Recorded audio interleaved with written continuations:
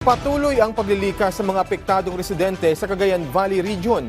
Nagpapatuloy din ang pamahagi ng tulong ng pamahalaan sa panguna ng DSWD. Yan ang balitang pambansa ni Mary Joy Javier ng PIA Cagayan Valley. Umabot na sa 2,193 pamilya o 6,427 individual ang apektado sa 5 probinsya ng rehiyon mula sa datos ng DSWD Field Office 2. Isang pamilya ang inilikas sa Batanes habang 1,164 pamilya o 3,307 katao naman mula sa Cagayan.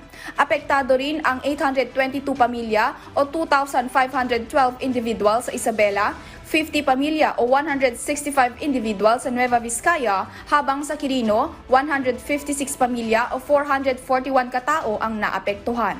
Sa kasalukuyan, nakapamahagi na ang DSWD Field Office 2 ng 222 family food packs at 186 non-food items na may kabuuang halaga ng mahigit 500,000 pesos.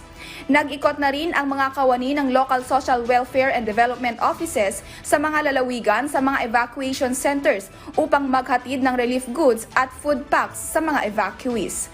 Samantala, kaninang alas 5 ng umaga, naitala ang level ng tubig sa Magat Dam sa 182.41 metro sa ibabaw ng sea level.